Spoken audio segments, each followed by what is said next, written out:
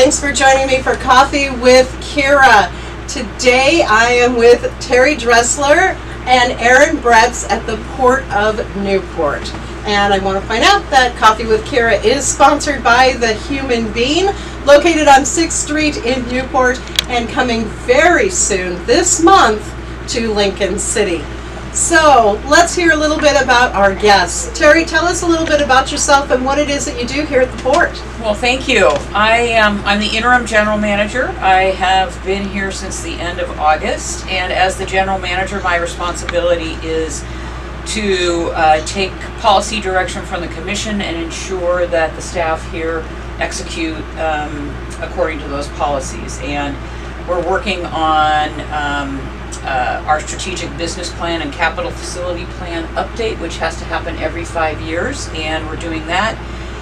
Right now we are recruiting for a permanent general manager. We're in the final stages with interviews coming up on the 18th of March, and we're also interviewing for our director of finance position, which has been vacant for a couple of years, and we have interviews Monday the 4th. And we have just a whole lot of day-to-day business on top of that is moving forward in a very fast pace. And Aaron, tell us a little bit about what you do. Sure, thank you. My name is Aaron Bretz. I'm the Director of Operations. I oversee the services at each location here and the staff that provide those services. I oversee the maintenance program on all of our assets and explore ways to bring in new users to the port. I've been with the port about 1.5 years, just coming up on 2 years now. Wow, it seems like you've been here longer. No, it's been a lot of fun, and so yeah, that's generally what I do in a nutshell. So. And Terri, tell us a little bit about. There's been a lot of talk about the international terminal and what's going on there, and the mixed use and things. Tell us a little bit about what's going on and give us some updates if you would. Sure.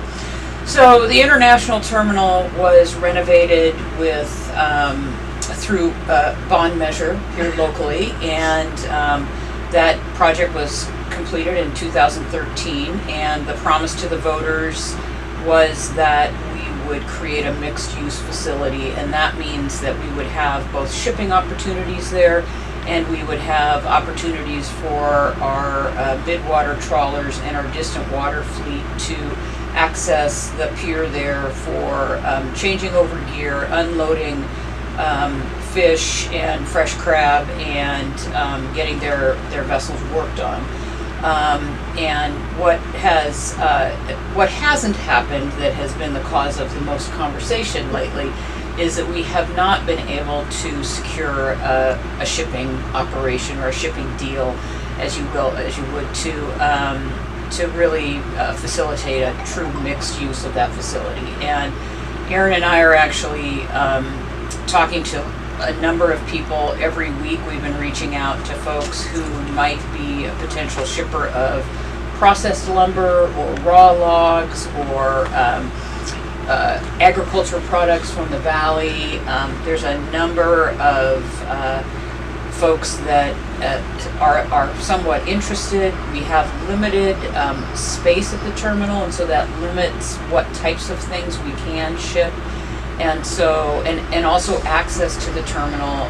We don't have a rail connection, and every time you handle a product that you are trying to get from the point of harvest or manufacture to the buyer, it costs more money, and so we need to make some direct connections for people to make that financially feasible. So we're working on that and continue to talk to folks about opportunities. And I think what folks are talking about most is that what's appropriate for the Port of Newport in shipping would be a niche shipping opportunity, which really means some sort of smaller market, something that is not, we can't handle large containers or large ships.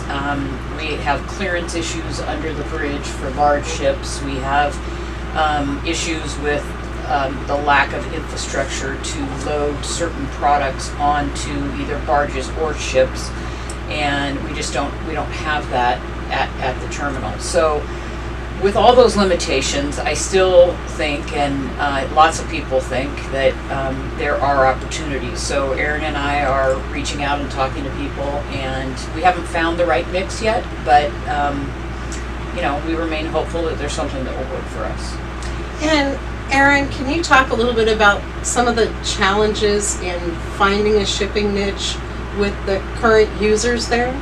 Sure, and it's not called niche shipping because there's a lot of it. It's because it's a small segment, and there's not a lot of people that are going to fit what we can provide.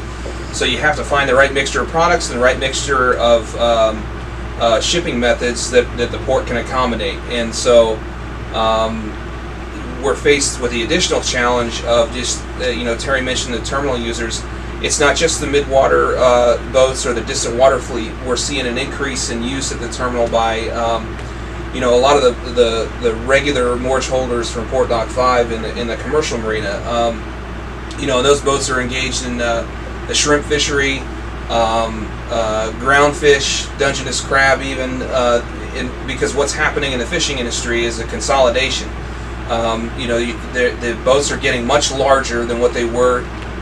Not even that long ago. I mean, it's what's driving it is the participants in the industry are using efficiencies of scale to increase their profit margin and to increase their ability to survive as a business. So it's a smart business move, and it's probably going to continue as technology develops and everything else. There's a number of other drivers that happen that affect it as well. And so a lot of skeptics might say that, well, if that's happening, there's going to be a reduction in the number of boats. They're just going to get larger. So, where's that industry going to go? And I think we're at a moment in time right now where we have an opportunity to position this port to gain. We have a lot of customers that want to come in here because of the infrastructure that exists in the business infrastructure in the region, and that's things like the Port of Toledo that specializes in servicing and in doing some of these improvements on smaller boats and actually making them bigger. There's a lot of business in this area that make owners of fishing businesses from around the Northwest and even down into California want to come here. And so if we can get our infrastructure upgraded, we'll provide those vessels with a home and improve our ability to serve the people that use the terminal and lessen the stress that's put on the terminal, because our facility in large will be better prepared to meet their needs. So. Now, one of the things that's been brought up is that shipping and the fishing vessels, the large vessels that are currently at the terminal, have worked together in the past. Is that something that can be done again in the future? I think so. There's a lot of debate about that. There's a lot of people that argue both sides of that. Some say that it can and some say that it can't. Some people would say that at the time when it last existed, like I just mentioned, a lot of the boats were a different size. So the scale of those operations was a different size, a different sort.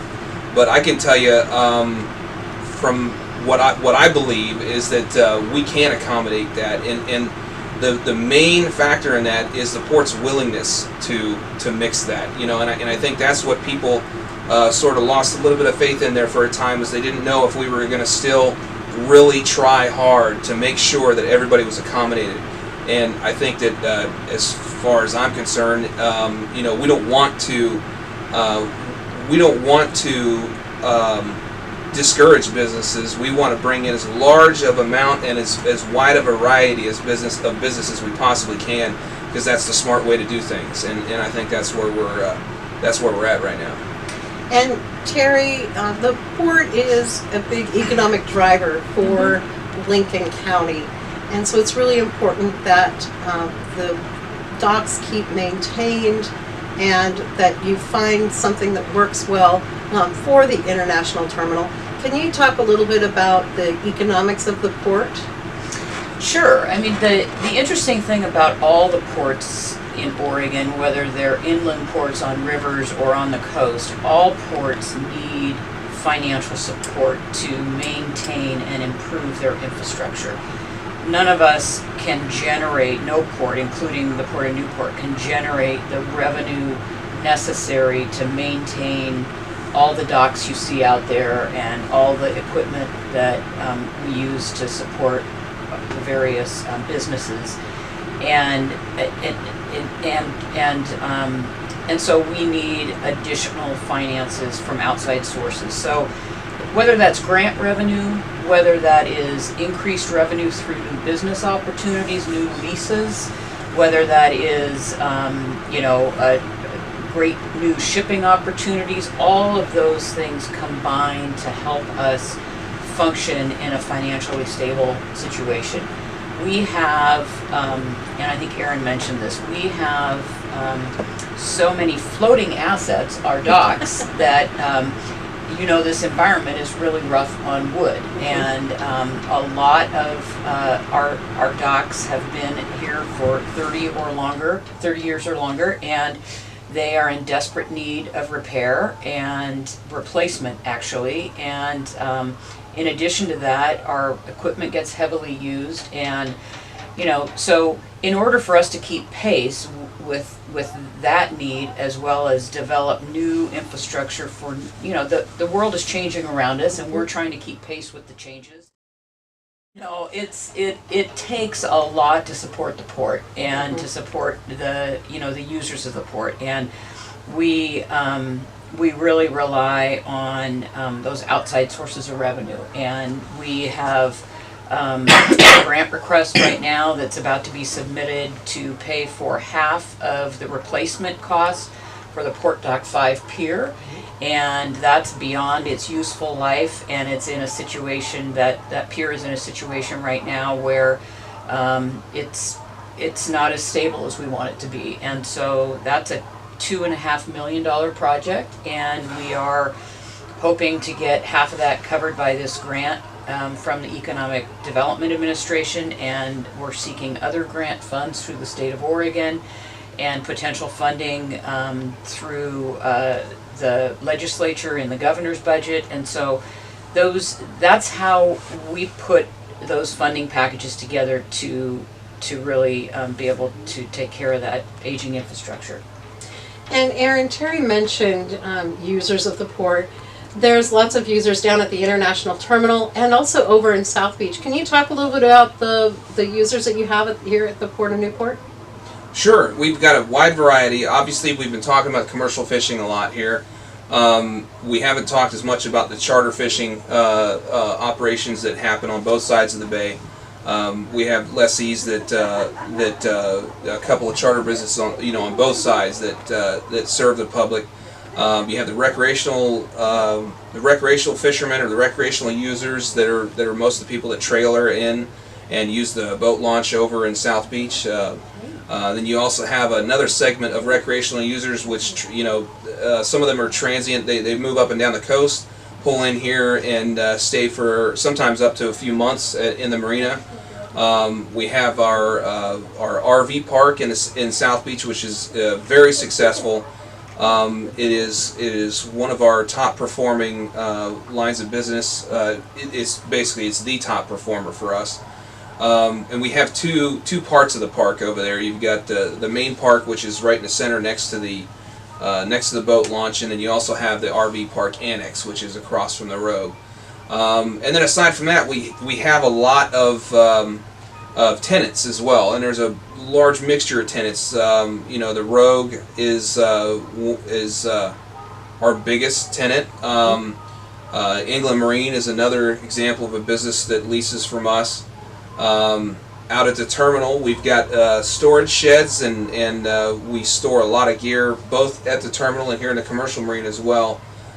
Gear storage is or storage of different sorts is a large part of of what we do as well. So that pretty much encompasses most of it. I don't believe I've left anybody out. You're pretty cool. But those are and then tourism. Obviously, there's a lot of people that just they don't necessarily they're not a lessee of the port, or they don't pay mortgage or anything, but they are part of the port in that they come down and they're patrons of these businesses, and it's extremely important not just to the port, but the city and the county as well. It's a big part of it. So. And Terri, you've got some meetings coming up, a chance for the public to kind of get involved and hear a little bit more about the port's plans for the future. Let's talk about that. Sure. So March 20th, our consultants will be here to roll out our sort of the final draft of our strategic business plan and capital facilities plan. That's a mouthful. And that, as I said, is a final draft, and the commission will have a work session, and they'll have an opportunity to have some input on final changes on that document. And then that evening from 4 to 6, the public are invited to come and have an opportunity to talk with the consultants and give their input as well. And the consultants will take that information back and work for the next few weeks on really finalizing that document, or those two documents. And those are, this will be a 5-year update on our strategic business plan and capital facilities plan.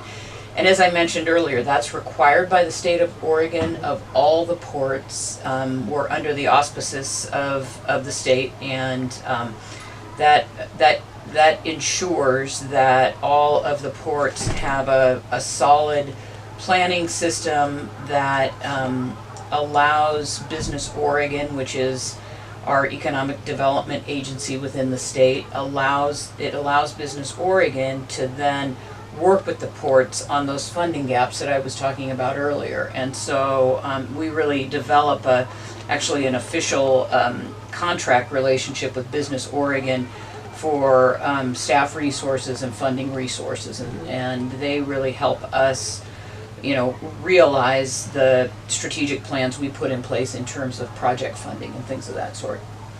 And you also have port meetings that are open to the public. When do you do. hold those? The port meetings are held the 4th Tuesday of the month at 6 p.m. at the activities room over in South Beach, adjacent to the RV park office.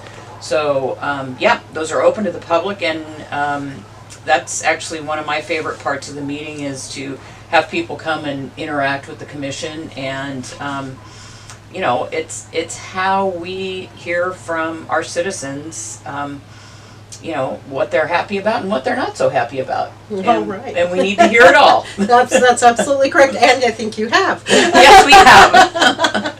All right, Aaron, is there anything else that you'd like to add? No, I just I would like to highlight, as far as tenants goes, what the research sector is very important to us, and NOAA is obviously we tend to think of it as a separate entity of its own, because it is such a large facility that was built there, with taxpayer dollars, and so it's intended to fund itself and to maintain itself, and so NOAA is extremely important, as is the Hatfield Marine Science Center and the aquarium and everything that exists over there in South Beach where research is concerned. So I'm very glad you brought that up, because that's another potential use for that international terminal, is when wave energy gets going, which is within the next year, if not sooner, and that's going to be another potential use for some of these docks and facilities, right? yeah, it's going to be challenging for us, because a lot of the work that they're going to be doing is prototypical. So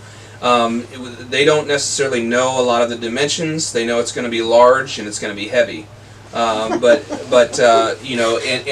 especially in the beginnings of it, there's probably going to be a lot of changing of gear frequently that they have offshore, because they'll be finding out through trial and error what works and what doesn't. So we don't necessarily know specifically what exactly it's going to look like, but we know it's going to be busier. It's going to be something that will likely have to exist at the terminal. We're going to have to squeeze it in there, and certainly we'll find a way to do that. I think we've got a good idea on what our priorities are, and it's going to be a challenge, but we'll get through it. All right. Well, thank you both so much for sharing with us today, and thanks for joining me for Coffee with Kiera, sponsored by Human Bean in Newport on 6th Street, and coming very soon to Lincoln City.